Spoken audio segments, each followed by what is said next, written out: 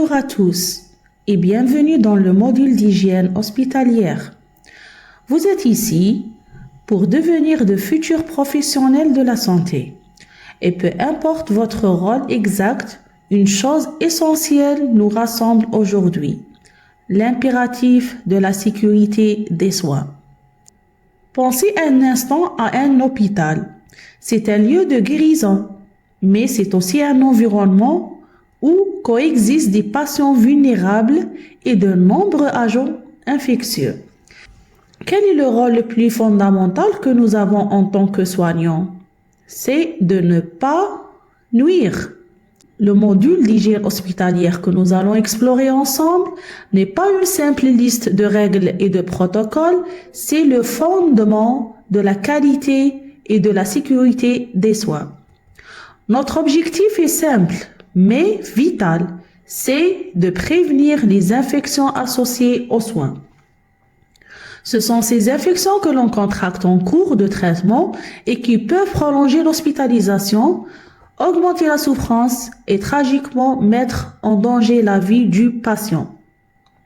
Durant ce cours, nous allons apprendre pourquoi les infections associées aux soins se produisent et comment les prévenir, du lavage des mains à la stérilisation du matériel, et comment appliquer ces principes de manière rigoureuse et éthique dans votre pratique quotidienne.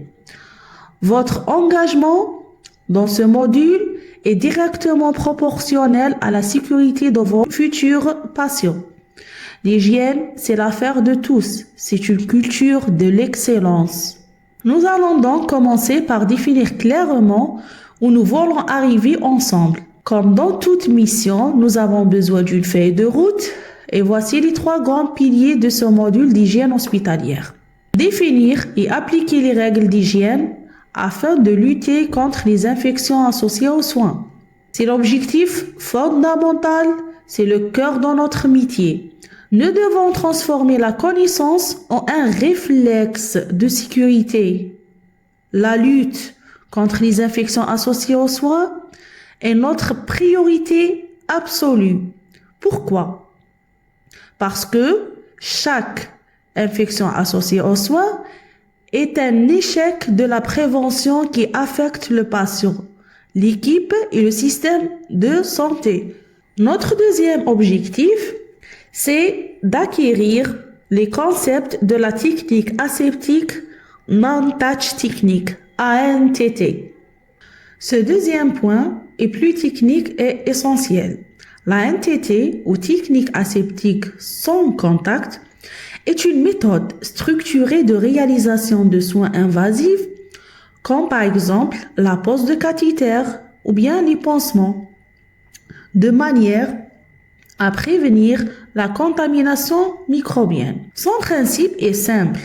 Tout ce qui est critique ne doit pas être touché par des éléments non stériles, y compris vos mains, bien sûr. C'est une compétence pratique que nous allons décortiquer pour garantir la sécurité lors des procédures les plus sensibles. En bref, ces 2 objectifs garantissent que nous pourrons non seulement identifier le risque, mais surtout le contrôler dans toutes les situations cliniques. Pour atteindre les objectifs que nous venons de fixer, nous devons maîtriser les fondamentaux de l'hygiène hospitalière. L'image que nous voyons résume parfaitement les domaines que nous allons couvrir. Et alors, regardez bien, l'hygiène des mains, équipement de protection, gestion des déchets, nettoyage et désinfection et sécurité des injections. Ce sont les briques de notre édifice de prévention. C'est quoi une hygiène hospitalière? L'hygiène hospitalière, c'est un ensemble des mesures et des pratiques visant à prévenir la transmission des agents pathogènes au sein d'un établissement de soins. Notre environnement de travail est rempli de pathogènes, à savoir les bactéries, les virus, les champignons qui se transmettent. Et notre rôle ici, c'est d'intercepter cette transmission en brisant la chaîne épidémiologique. C'est une démarche proactive et constante. L'hygiène hospitalière est l'un des moyens de lutte contre les infections acquises à l'hôpital par les malades ou par le personnel. Notez bien que la prévention concerne deux groupes, les malades et le personnel soignant. Les patients sont vulnérables en raison de leur état de santé.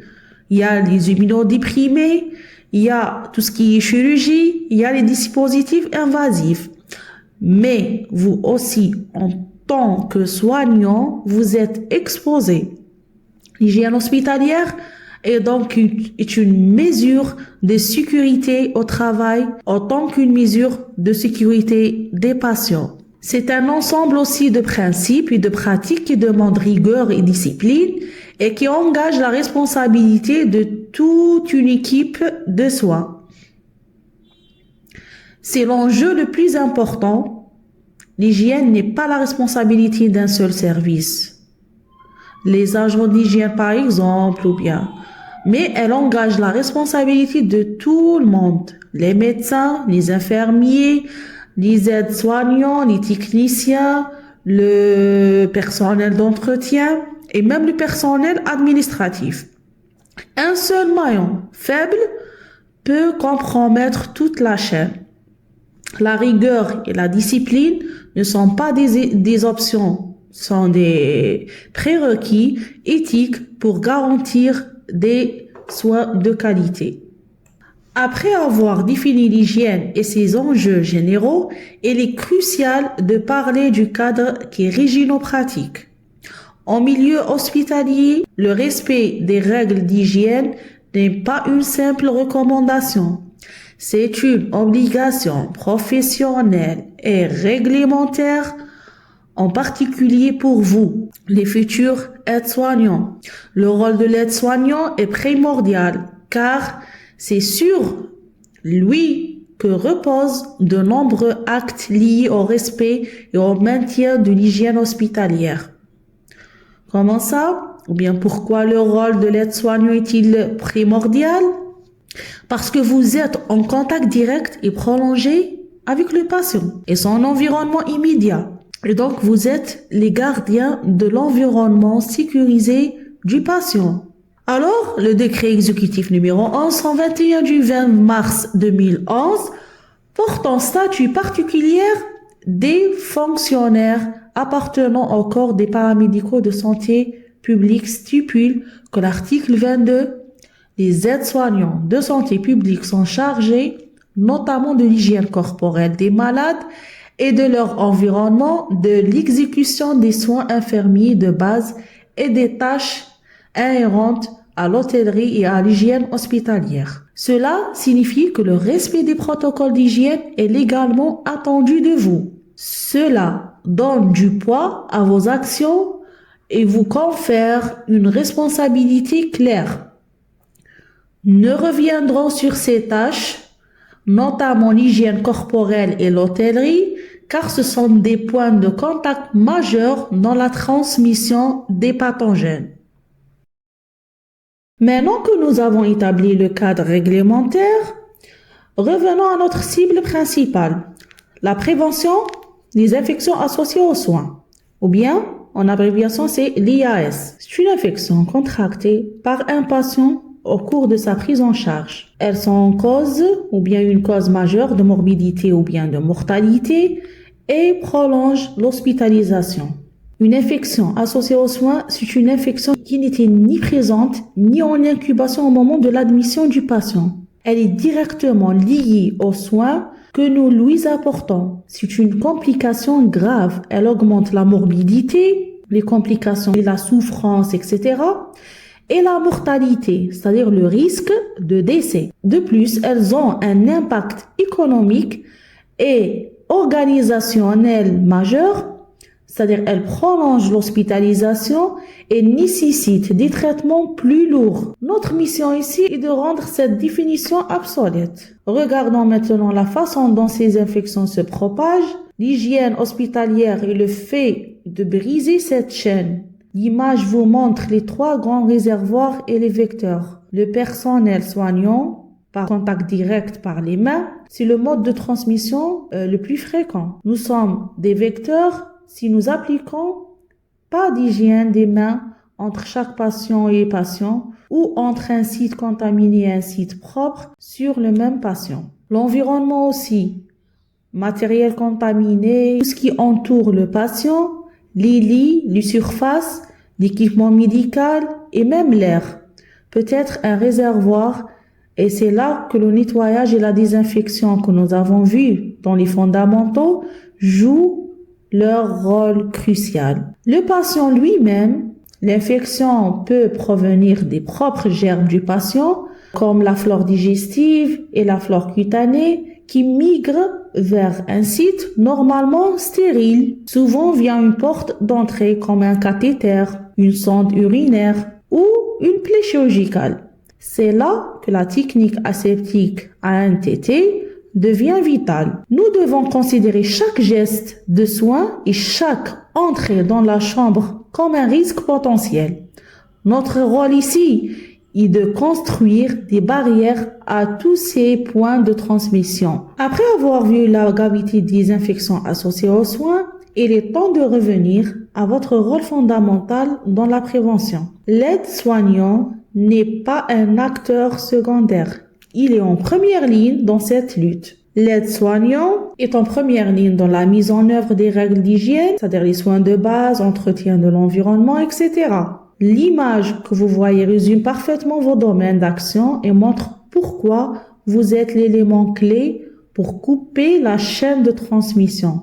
Vos actions se concentrent sur 3 grands domaines. Premièrement, soins du patient. Ceci comprend la toilette quotidienne, la réfection du lit. Ces soins de base, s'ils sont effectués avec une rigueur absolue, en changeant l'eau, les gants et le matériel, permettent de réduire la charge microbienne sur la peau du patient et ça va vous réduire ainsi le risque d'auto-contamination.